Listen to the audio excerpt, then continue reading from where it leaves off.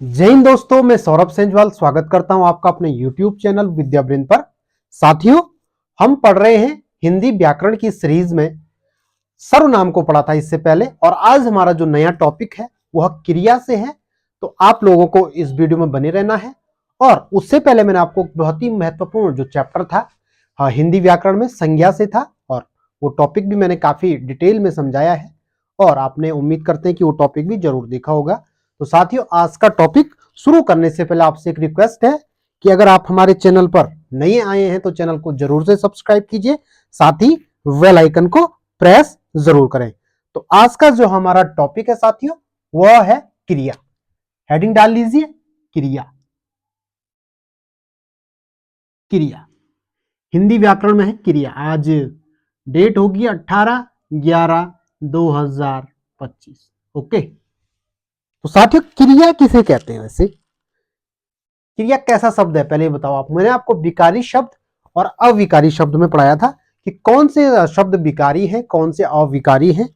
तो साथियों, जो क्रिया है, क्रिया एक क्या है? क्रिया एक है विकारी शब्द। सबसे पहले आप इसकी परिभाषा जान लीजिए।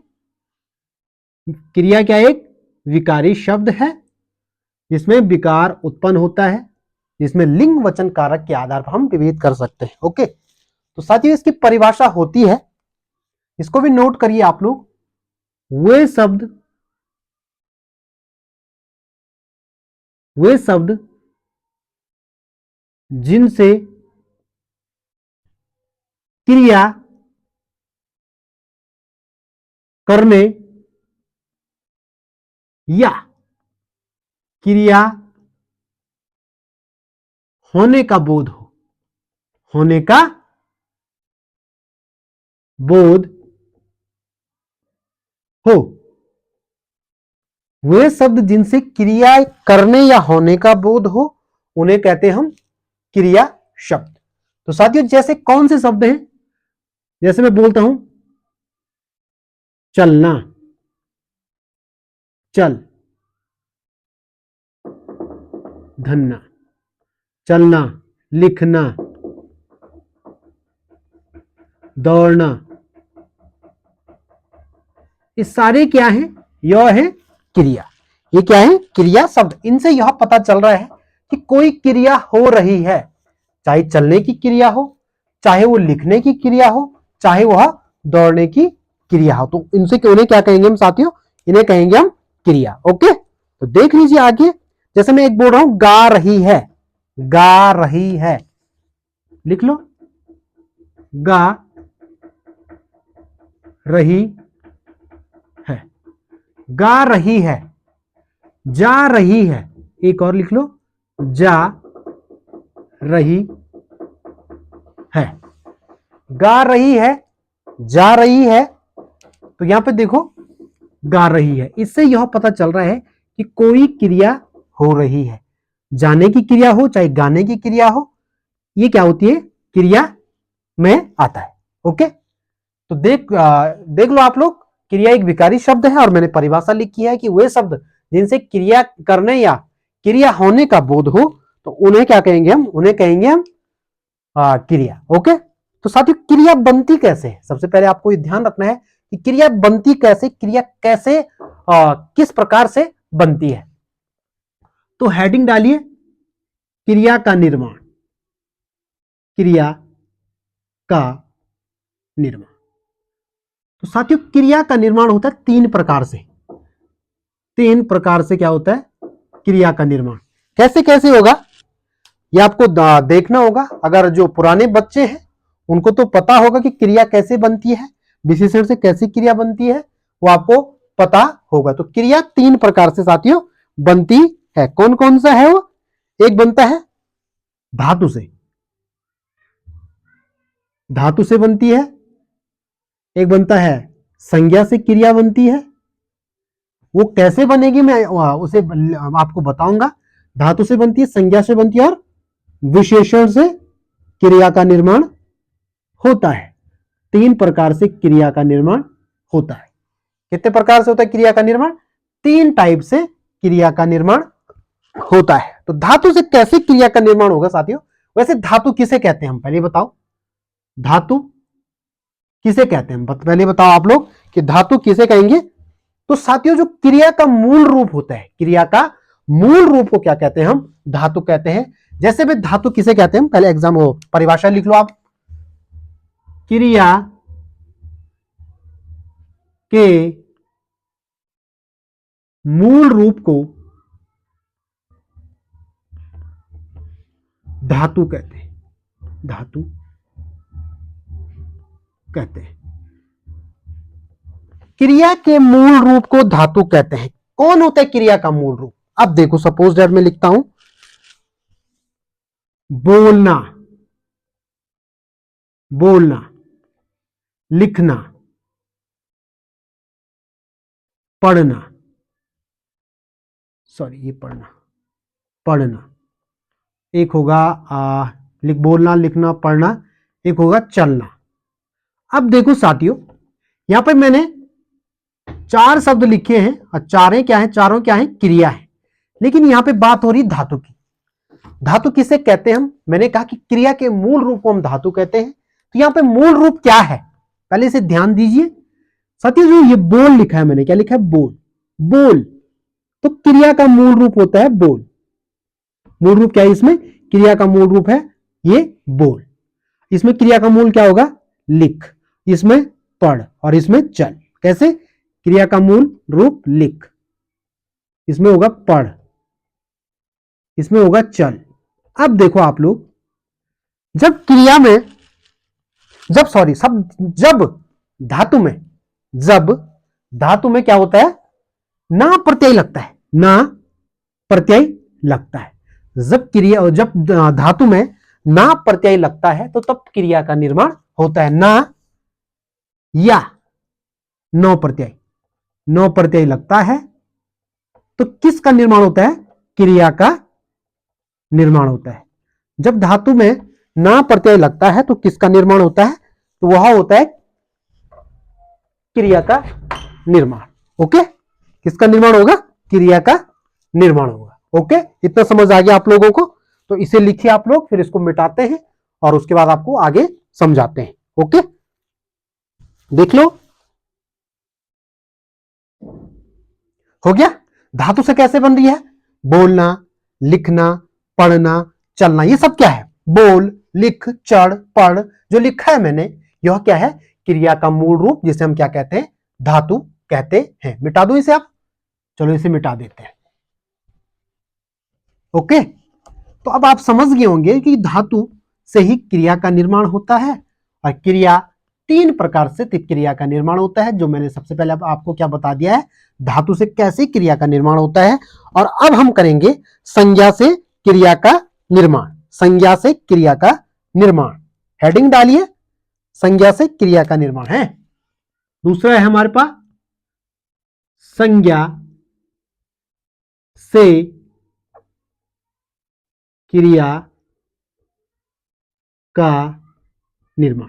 तो मैंने संज्ञा भी पढ़ा दिया आपको और मैंने बोला था कि संज्ञा किसे कहते हैं हम? किसी वस्तु, व्यक्ति, स्थान या भाव जो भी है वो क्या किस में आएगा? संज्ञा में आएगा। संज्ञा से क्रिया का निर्माण। तो कैसे होगा संज्ञा से क्रिया का निर्माण? जैसे एक संज्ञा है लात, एक संज्ञा है बात, है ना, एक संज्ञा है हाथ, है ना, संज्ञा हाथ। तो देखो इसे क्रिया का निर्माण कैसे हो रहा है? संज्ञा शब्द है ना ये, लात, बात, हाथ। तो ये जो जितने भी शब्द हैं ये है क्या? ये है संज्ञा शब्द। क्या है ये? संज्ञा शब्द। लिख लो यहां पे, ये है संज्ञा शब्द। अगर मैं संज्ञा से क्रिया का निर्माण करता हूं तो क्या करूंगा? इसमें प्रत्यय जोड़ना पड़ेगा। प्रत्यय जोड़ना पड़ेगा कौन कौन से? प्लस, या, ना। कौन सा प्रत्यय? या, ना प्रत्यय और या, ना प्रत्यय। तो कैसे बन रहा है देख लो। इनसे एक क्रिया का निर्माण होता है जो आप देख सकते हैं। लात प्लस याना, लतियाना, क्या हो जाएगा? लतियाना। इनसे एक क्रिया का निर्माण हो रहा है यहाँ पर आपको संधि का ध्यान नहीं रखना है, बस आपको देखना है कि हमारे पास लात, हाथ, बात जो भी है ये हमारे पास संज्ञा है, और बात से होगा बतियाना। बतियाना क्या हो जाएगा? एक संज्ञा शब्द से क्रिया का निर्माण हो रहा है। संज्ञा शब्द से क्रिया का निर्माण हो रहा है। तो कैसे हो रहा है संज्ञा शब्द से क्रिया का निर्माण, वो आप समझ चुके हैं। कैसे लात, बात, हाथ संज्ञा शब्द से या ना प्रत्यय जोड़ के किसका निर्माण होता है? संज्ञा शब्द से क्रिया का निर्माण होता है। अब नेक्स्ट देखो, विशेषण से क्रिया का निर्माण। तीसरा लिखो, विशेषण से क्रिया का निर्माण। लिखो विशेषण, विशेषण से क्रिया का निर्माण। क्रिया का निर्माण। तो साथियों, विशेषण से क्रिया का निर्माण कैसे होता है? सबसे पहले आपको मैंने बताया है विशेषण किसे कहते हैं। जो विशेष्य की विशेषता बताता है उसे क्या कहते हैं? उसे कहते हैं हम क्या कहेंगे? हम विशेषण कहेंगे। तो देख लो, जैसे एक विशेषण शब्द है, विशेषण मतलब वो बता दिया मैंने आपको। एक शब्द है गरम। गरम शब्द क्या है? गरम शब्द एक विशेषण शब्द है। चिकना विशेषण शब्द है चिकना, और एक है दोहरा। दोहरा, गरम, चिकना, दोहरा। तो इसमें क्या होगा कि जो गरम है, अगर मैं इसके क्रिया का निर्माण करता हूं तो इसमें क्या लगाना पड़ेगा? ना या आना प्रत्यय जोड़ना पड़ेगा। आना प्रत्यय जोड़ने से क्या हो जाएगा? या गरमाना। गरमाना क्या हो जाएगा? गरमाना। चिकनाना, चिकनाना। दोहराना। तो वो आपको समझ आया होगा कि क्रिया का निर्माण हिंदी में 3 प्रकार से होता है।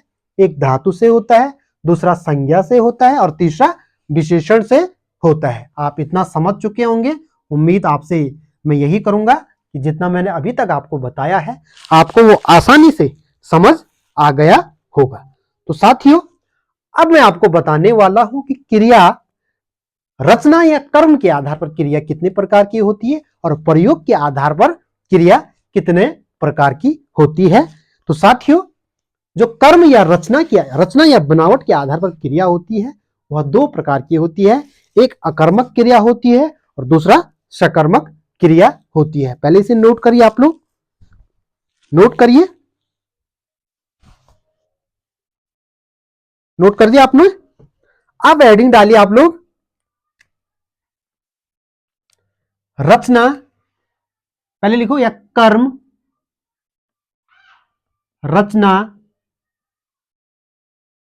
या बनावट। कहीं कहीं बनावट भी लिखा रहता है। के आधार पर, आधार पर क्रिया।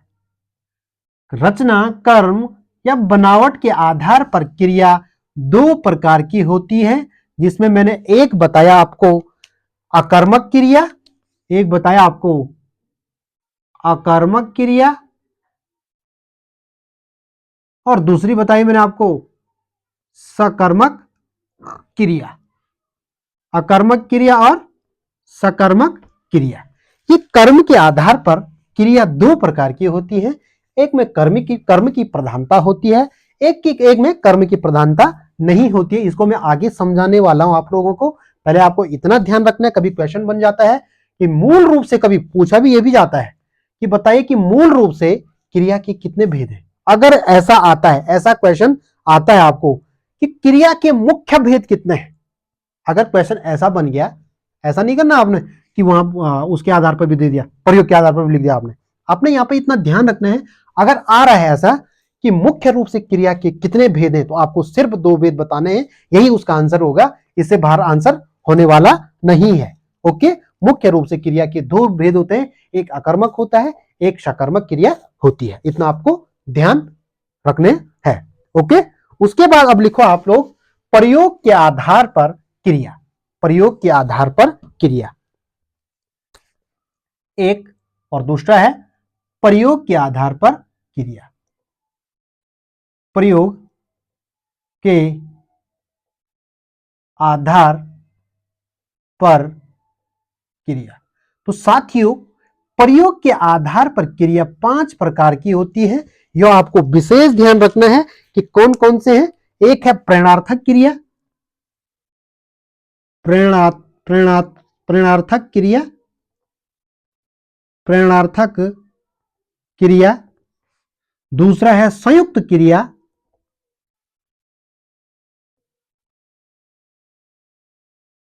तीसरा है नाम धातु क्रिया,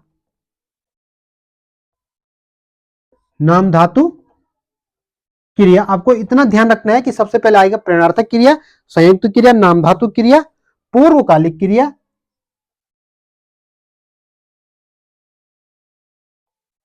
पूर्वकालिक क्रिया आएगा, और लास्ट आएगा सामान्य क्रिया। जो पांचवा है वो क्या है? सामान्य क्रिया। प्रेरणार्थक क्रिया, संयुक्त क्रिया, नाम धातु क्रिया, पूर्वकालिक क्रिया और सामान्य क्रिया। कितनी होगी प्रयोग के आधार पर? प्रयोग के आधार पर 5 प्रकार की क्रिया है, आपको ध्यान रखना है। और आज हम जो बात करने वाले हैं, जिस क्रिया की बात करेंगे, वह क्रिया होगी अकर्मक क्रिया और सकर्मक क्रिया। पहले आप इसको नोट करिए,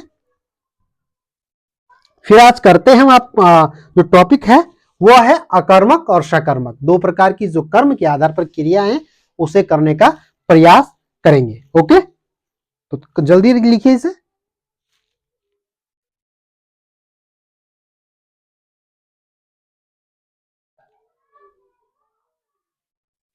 तो उम्मीद करता हूं कि आपने ये नोट कर दिया होगा। ओके, तो साथियों, अब हेडिंग डालिए आप लोग अकर्मक क्रिया।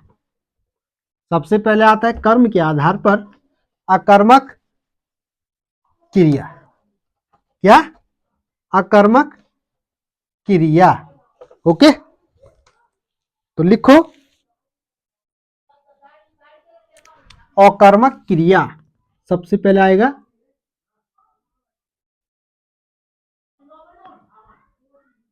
अकर्मक क्रिया। तो साथियों, अकर्मक साफ पता चल रहा है बिना कर्म की। तो अगर मैं इसका अर्थ बता दूं आपका, अ धन कर्म, तो अ का अर्थ होता है नहीं, जबकि कर्म का अर्थ होता है क्रिया। सॉरी, कर्म का अर्थ होता है नहीं, अ का नहीं, और कर्म का अर्थ होता है बिना कर्म के, या ऐसा लिख सकते हैं कर्म मतलब किसी प्रकार का कार्य का होना। जहां पे कर्म की प्रधानता होती है उसे कहेंगे हम अकर्मक। क्या कहेंगे? अकर्मक। ऐसा कह सकते हैं हम इसको कि अधन कर्म, इसका अर्थ होगा बिना कर्म के। क्या होगा? बिना कर्म के, बिना कर्म के। तो अकर्मक की परिभाषा क्या होगी? अकर्मक जो क्रिया है उसकी परिभाषा क्या होगी? तो इसमें साथियों क्या होती है? इसमें कर्म की अपेक्षा नहीं होती है। क्या नहीं होती है? कर्म की अपेक्षा नहीं होती है। क्या नहीं होती है? कर्म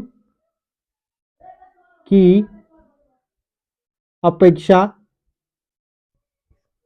नहीं होती है, नहीं होती है। एक आपको यह ध्यान रखना है, और एक आपको यह ध्यान रखना है कि जहां पर क्या का, जहां पर आप क्या बोले, दूसरे शब्दों में कह सकते हैं कि जहां पर क्या क्या करने पर प्रश्न का उत्तर ना मिले, क्या से प्रश्न का उत्तर ना मिले, क्या से प्रश्न का उत्तर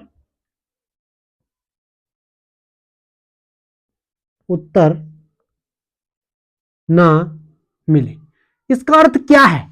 ऐसा नहीं कि अब मैंने ये वाली परिभाषा लिखा दी, आपको लगा कि हाँ यार यहीं से काम बन जाएगा। ऐसा नहीं है, आपको आगे आपको समझना होगा कि कैसे कैसे आपको समझने। सपोज दैट एक एग्जांपल लिखता हूं मैं, एग्जांपल देख लो आप लोग। पक्षी आकाश में उड़ रही है, उड़ रही है। अब यहां पे देखो आप लोग, ये एक वो एग्जाम्पल है। आपको क्या ध्यान रखना है यहां पे कि हमेशा यहां पर ये बताओ पहले कर्ता कौन है और क्रिया कौन है। पक्षी क्या है यहां पे, पक्षी है ना, उड़ने का कार्य कर रही है, कौन कर रहा है, पक्षी। तो पक्षी क्या हो जाएगा यहां पे, कर्ता हो जाएगा। इतना ध्यान रखना है कि पक्षी कर्ता होगा तो इसमें क्रिया क्या हो जाएगी, क्रिया हो जाएगी उड़ रही है, तो ये क्या हो जाएगा, क्रिया। तो हमेशा इतना ध्यान रखना है अकर्मक क्रिया में कि जो आप क्या लगाओगे, ये क्या शब्द लगाओगे, ये क्या करोगे, क्रिया से पहले। क्या करोगे, क्रिया से पहले यहां पर लगाओगे आप क्या। और इसके ऐसा नहीं, आपने ऐसा नहीं पढ़े क्या उड़ रही है तो पक्षी, ऐसा नहीं करना है। यहां पर विशेष ध्यान यही रखना है आपने कि हमें यहां पे क्या का उत्तर नहीं मिलना चाहिए। विशेष कर आपको ध्यान रखना है कि क्या का उत्तर नहीं मिलेगा तब जाके वह क्या होगी, अकर्मक क्रिया होगी। तो हमेशा इस क्या को किसके साथ पढ़ोगे, इस कर्ता के साथ पढ़ोगे। इस क्या को किसके साथ पढ़ोगे, कर्ता के साथ पढ़ोगे, तो तब जाके आपको पता चलेगा कि वो अकर्मक है या सकर्मक। जैसे मैं पढ़ता हूं, पक्षी क्या उड़ रही है, तो भाई आप ऐसा थोड़ा ना कहोगे। आपको कर्म का ध्यान नहीं रखना यहां पे, ये कर्म है, कर्म है ना, कर्म की प्रधानता तो है इसमें, आपको ये ध्यान रखना है, कर्म की प्रधानता तो है। लेकिन अगर पूछेगा इसमें कौन सा कर्म, कौन सी क्रिया है, अकर्मक है या सकर्मक है, तो आपको क्या करना है, इसको, इस पर कोई ध्यान नहीं देना है, इस पर ध्यान नहीं देना। ये कंफ्यूज करने के लिए एग्जामिनर दे देता है, इसको ध्यान नहीं देना। अब देखो मैं यहां पर क्या लिख रहा हूं, इसको मिटा दो, यहां पर लिख लो आप क्या, पक्षी क्या उड़ रही है। तो अब आप ऐसा थोड़ा नहीं करोगे कि पक्षी क्या उड़ रही है तो आकाश में उड़ रही है। तो आपको कौन का जवाब थोड़ा, कहां उड़ रही का जवाब थोड़ा देना है। तो आपको तो यहां पे क्या का जवाब नहीं मिल रहा है ना, क्या उड़ रही है, नीचे उड़ रही है, ऊपर उड़ रही है, तो यहां पर क्या होगा, पक्षी क्या उड़ रही है, कोई जवाब मिल रहा है, कोई जवाब नहीं मिल रहा है। तो जहां पर कुछ जवाब नहीं ना मिले, जहां प्रश्न का उत्तर ना मिले, तो वहां पर क्या होगा, अकर्मक क्रिया हो जाएगा। तो इसमें क्या क्रिया होगी, अकर्मक क्रिया हो जाएगी। ये मैं एग्जाम्पल बेसिस आपको समझा रहा हूं, इसलिए आपको आसानी से समझ आना चाहिए, क्योंकि जो एग्जाम्पल है, एग्जाम्पल से आसानी से समझ आता है। अब देखो आप लोग, एक एग्जाम्पल है और बहुत ही यूनिक एग्जाम्पल हर बार परीक्षा में रहता है, चाहे किसी भी स्टेट का हो, वह एग्जाम्पल हमेशा रहता है। तो पीवाईक्यू फॉर्म में देख सकते हैं आप, जैसे मैं बोलता हूं, जैसे मैं लिख रहा हूं, एग्जाम्पल 2, पेड़ से पत्ते गिरते हैं। अब यहां पर ध्यान दो कि ये उदाहरण है कि पेड़ से पत्ते गिरते हैं। सबसे पहले आपने क्या पता करना है, कर्ता का पता करना है, फिर किसका पता करना है, क्रिया का। तो यहां पर कर्ता कौन होगा, पेड़ करता है या पत्ता करता है, पेड़ करता है या पत्ता करता है, आपको ये ध्यान रखना होगा। जिसको यहीं पर समझ आ गया वो कभी भी सकर्मक अकर्मक गलत नहीं करेगा। तो साथियों, गिरने का कार्य कौन कर रहा है, पेड़ गिर रहा है या पत्ता गिर रहा है, यहां पर ध्यान रखो कि कर्ता कौन होगा, कर्ता हमेशा कौन है इसमें, इसमें होगा पत्ता गिर रहा है ना, तो गिरने का कार्य कौन कर रहा है, पत्ता। तो कर्ता कौन हो जाएगा यहां, तो कर्ता हो जाएगा पत्ता। यह कर्ता, ऐसा नहीं आपने पेड़ को गिरा दिया, पेड़ को गिराओगे तो फिर बात कहां बनेगी।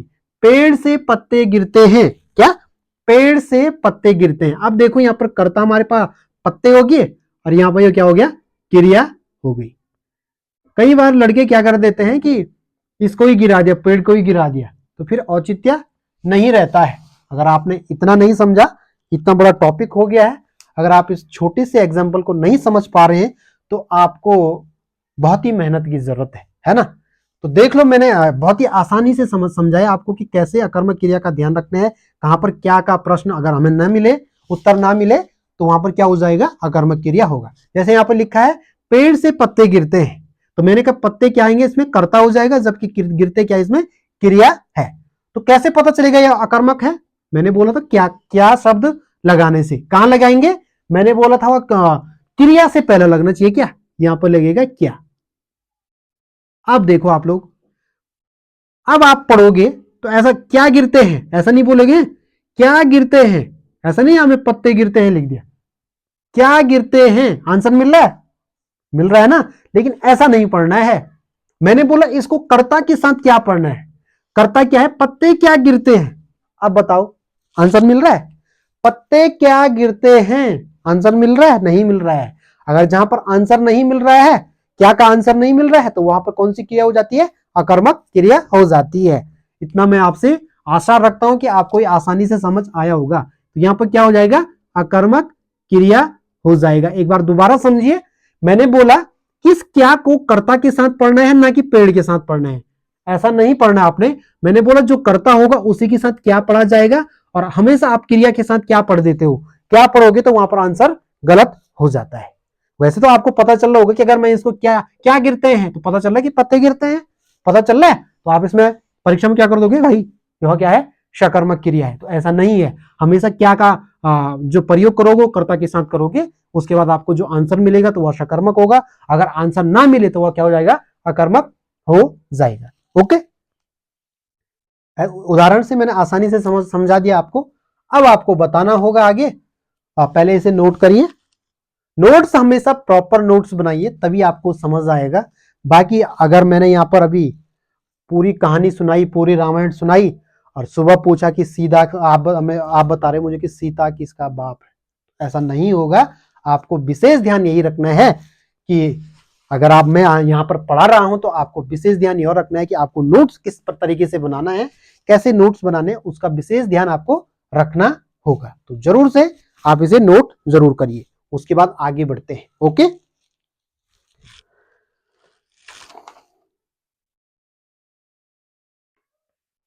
अब मैं समझाने वाला हूं आपको, अकर्मक क्रिया आपको समझ आई। फिर मैं बहुत सारे एग्जाम्पल लिखाऊंगा, और एग्जाम्पल में आपने बताना है कि इसमें सकर्मक है, इसमें अकर्मक है। ओके, चलो इसको मिटा देते हैं। तो साथियों तैयारी करते रहो, और उम्मीद है कि आप भी अपने घर का वह चिराग होंगे जो कि अपने घर की गरीबी, अपने घर की जो दुर्दशा है, जो दीन दशा है, उसको दूर करने का प्रयास अपने स्तर से हमेशा करते होंगे। और आप यही सोच के तैयारी करते होंगे कि मुझे कल के दिन कुछ करना है। उम्मीद मैं यही रखूंगा आप लोगों से कि आप जरूर से अपने लिए कुछ आगे कुछ करेंगे। ओके, अब हेडिंग डालिए सकर्मक क्रिया। सकर्मक क्रिया। अब इसको उसका उल्टा क्या हो जाएगा, सकर्मक क्रिया। इसमें क्या होगा, आप लोग भी अब बता सकते हैं कि सकर्मक क्रिया किसे कहेंगे हम, किसे कहेंगे हम बताओ। मैंने बोला जहां पर कर्म की अपेक्षा रहती है, कर्म की अपेक्षा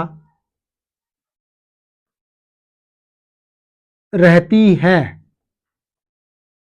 कर्म की अपेक्षा क्या होती है इसमें, रहती है। कर्म की अपेक्षा मैंने बार बार नहीं बताऊंगा कि कर्म क्या है और वो क्या है।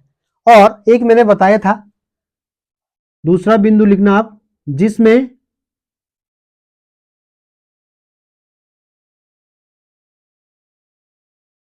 क्या प्रश्न करने पर, क्या प्रश्न करने पर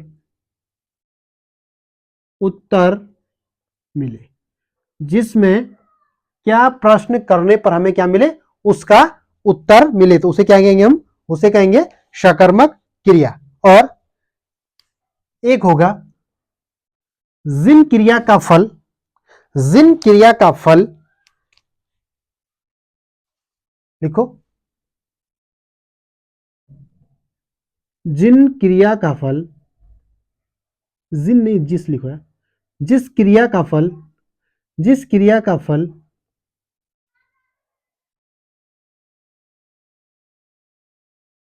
कर्ता पर न पड़कर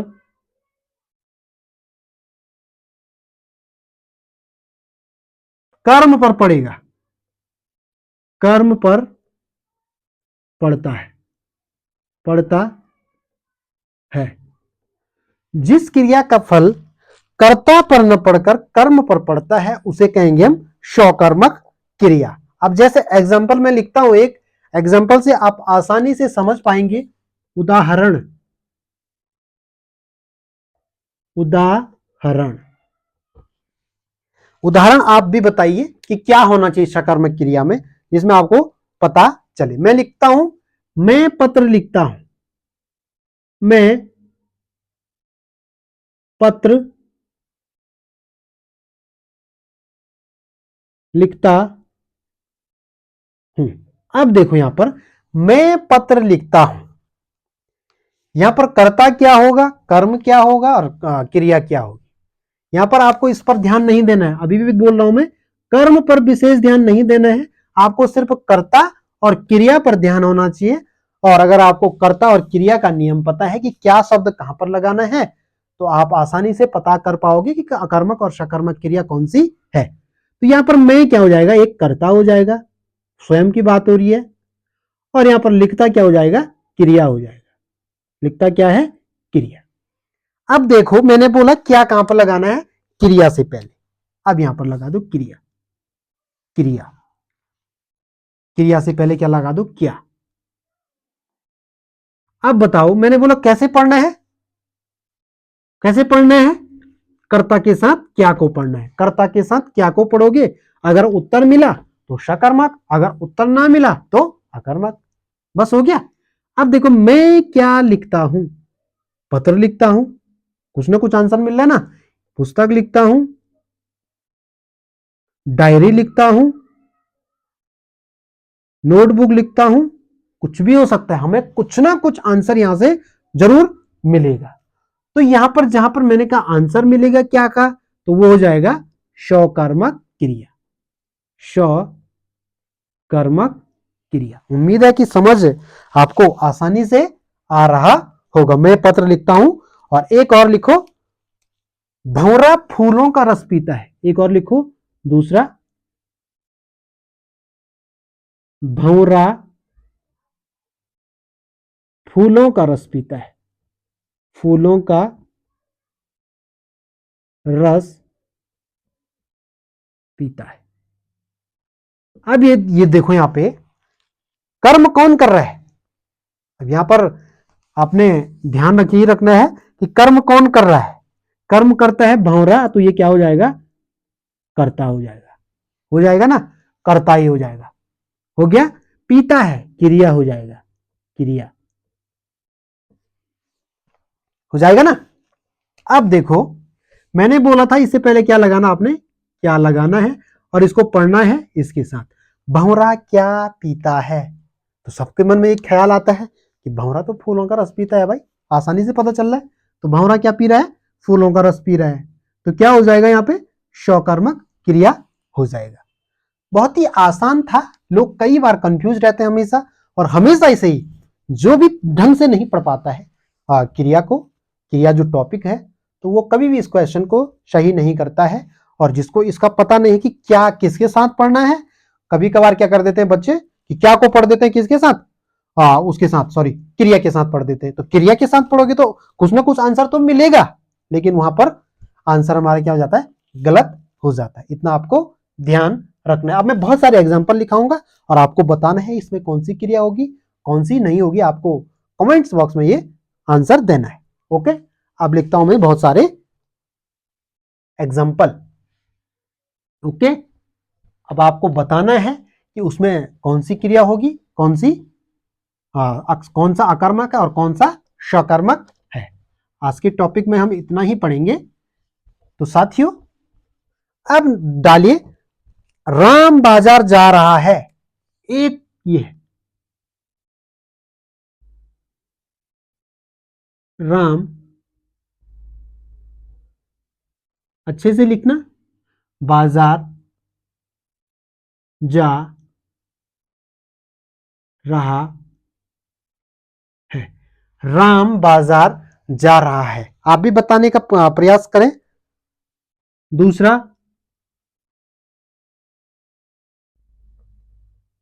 रमेश पढ़ता है, रमेश पढ़ता है।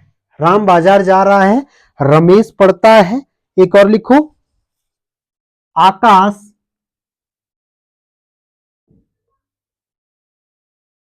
दिन भर खेलता रहता है। खेलता रहता है। आकाश दिन भर खेलता रहता है। आकाश दिन भर खेलता रहता है। ओके, एक और लिखें आप लोग। चौथा, आकाश दिन भर खेलता रहता है। दूसरा लिखो, बच्चे ने खिलौना तोड़ दिया। बच्चे ने खिलौना तोड़ दिया। बच्चे ने खिलौना तोड़ दिया। और पांचवा लिखो, बच्चे ने खिलौना तोड़ दिया। एक एग्जांपल और लिखो, अखिलेश चिल्लाता है।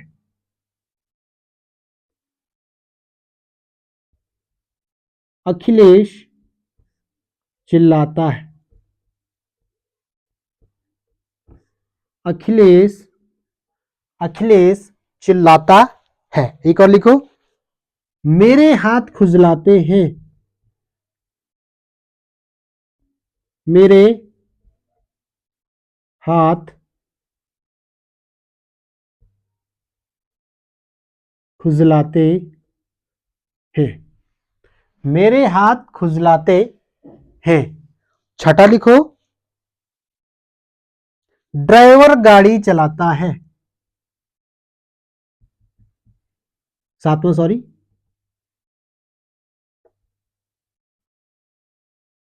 ड्राइवर गाड़ी चलाता है।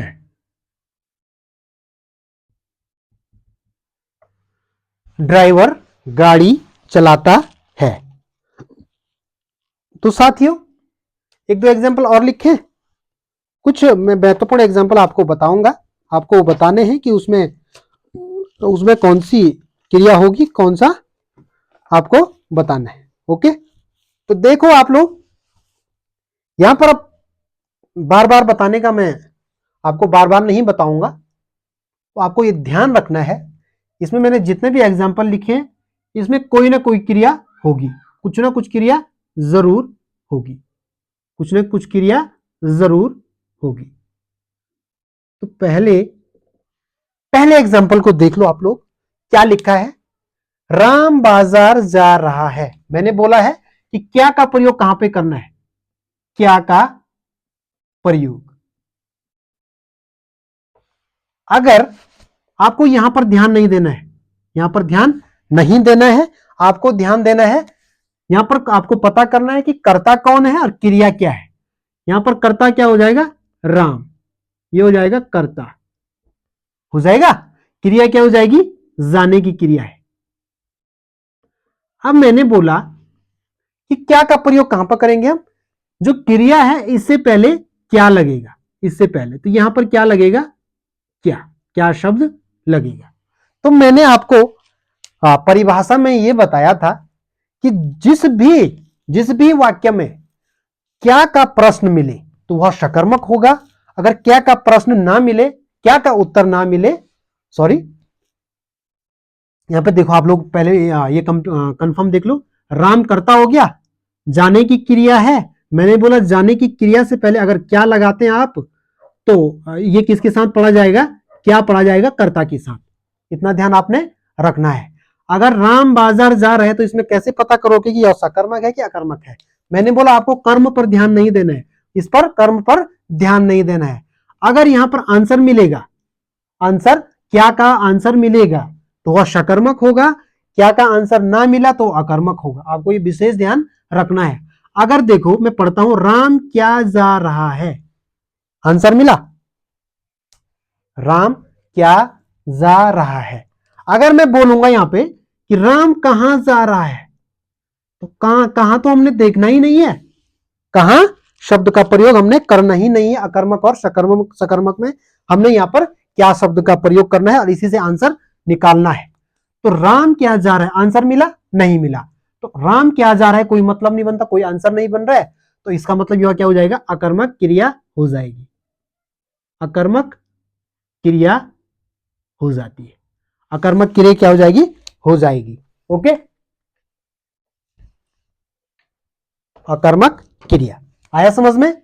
अब दूसरा एग्जांपल देख लो आप लोग, रमेश पढ़ता है, कौन पढ़ रहा है, रमेश पढ़ रहा है, रमेश क्या एक करता है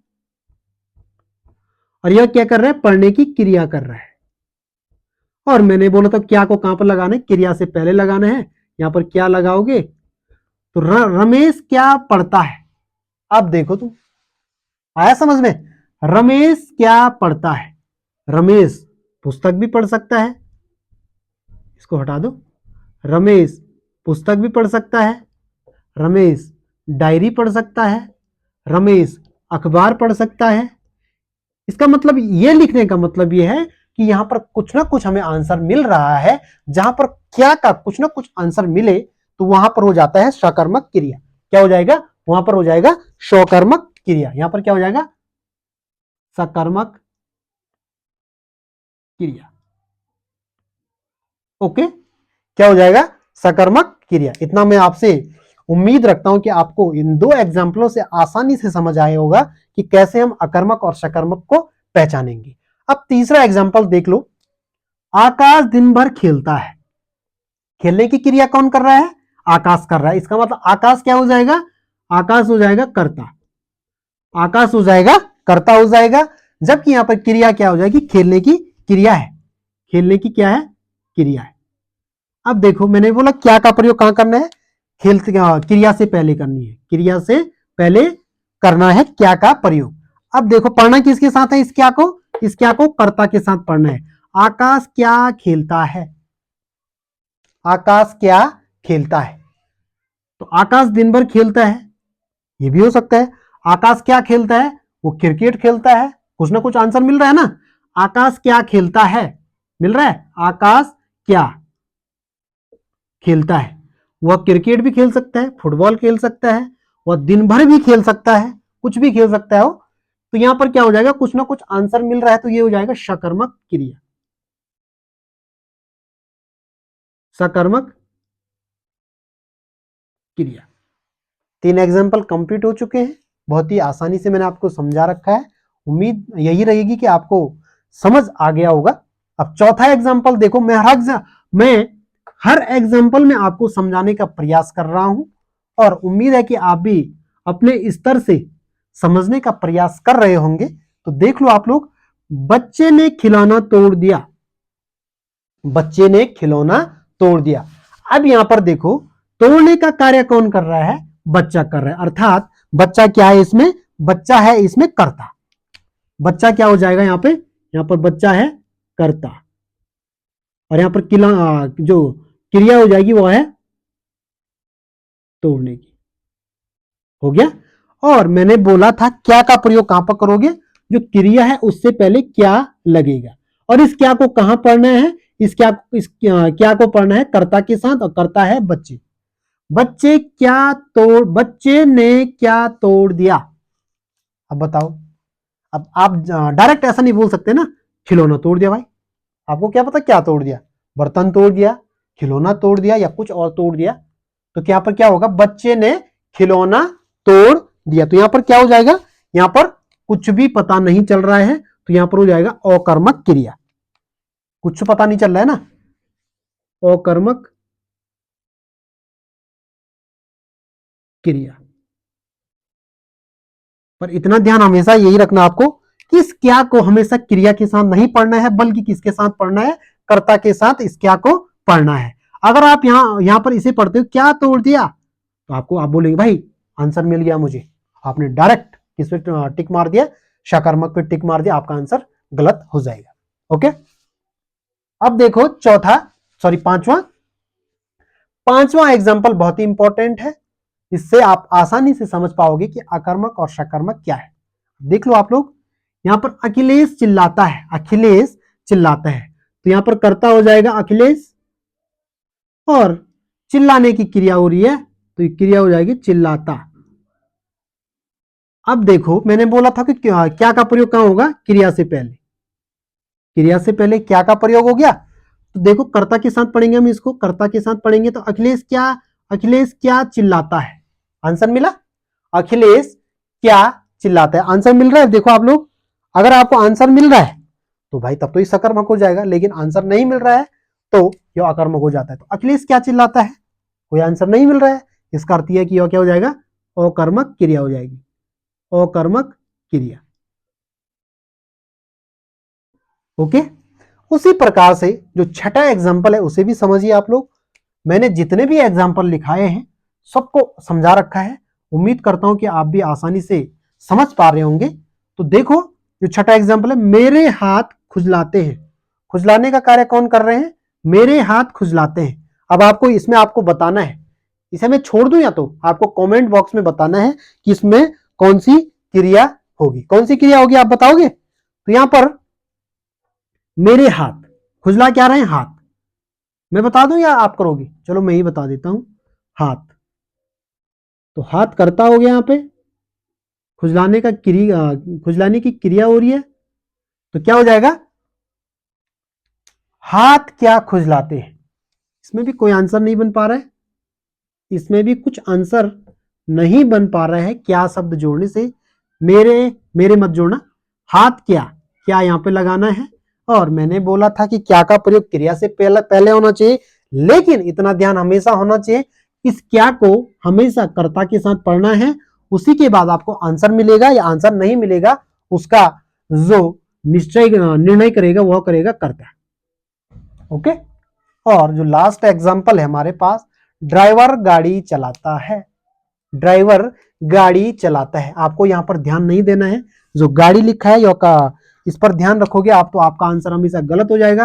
आपको हमेशा ध्यान रखना है कि जो करता है, ड्राइवर यहां पर करता हो गया, और यहां पर क्रिया होगी चलाने की क्रिया है ना, चलाने की क्रिया है। और मैंने बोला था जो क्या का प्रयोग होता है क्रिया से पहले होता है, क्रिया से पहले क्या का प्रयोग होगा, और क्रिया से पहले अगर यदि क्या का प्रयोग होता है तो इस क्या को हमेशा किसके साथ पढ़ते हैं, कर्ता के साथ पढ़ते हैं। तो देखो ड्राइवर क्या चलाता है, तो सबके मन में एक आंसर हमेशा आता है, या तो गाड़ी चला रहा होगा, या वो बस चला रहा होगा, या वह स्कूटर चला रहा होगा, कुछ भी चला सकता है, मतलब जो चलाने की क्रिया है। तो यहां पर कुछ ना कुछ आंसर हमें मिल रहा है, तो जहां पर कुछ ना कुछ आंसर मिलता है वहां पर हो जाता है स्वकर्मक क्रिया। क्या हो जाएगा, सकर्मक क्रिया।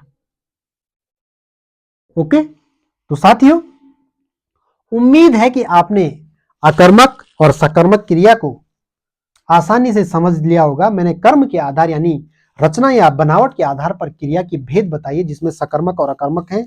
उम्मीद करता हूं कि आपने आसानी से समझा होगा। और आपसे एक रिक्वेस्ट है मेरी कि अगर आपको हमारा जो लेक्चर है, जो हमेशा के हमारे जो हिंदी के लेक्चर आते हैं, आपको यदि समझ आता है तो आप जरूर से अपने दोस्तों के साथ हमारी जो क्लास है इसको जरूर से शेयर करें और उन तक इन क्लास को जरूर से पहुंचाएं। तो साथियों, और एक बात और है आपसे कि आप जरूर से जब भी चैनल पर नए जो बच्चे हैं वो विजिट कर रहे हैं तो जरूर से चैनल को सब्सक्राइब करें, ताकि जो भी हम जो क्लासेस दें आप तक जरूर से पहुंच पाए। तो साथियों, आज की जो क्रिया जो क्लास थी हमारी हिंदी व्याकरण में, इस क्लास में बस इतना ही है। मिलते हैं कल की क्लास में, और कल की क्लास में मैं आपको प्रयोग के आधार पर प्रयोग के आधार पर क्रिया के भेद बताऊंगा। जो 5 भेद हैं उसको कल करेंगे हम, और कल करने का अच्छे से प्रयास करेंगे। उम्मीद करता हूं कि आप लोग सभी लोग ठीक होंगे, सभी लोग अच्छे से अपनी तैयारी को बेहतर कर रहे होंगे। तो साथियों, इस क्लास में बस इतना ही है, मिलते हैं कल की क्लास में, तब तक के लिए बहुत बहुत धन्यवाद।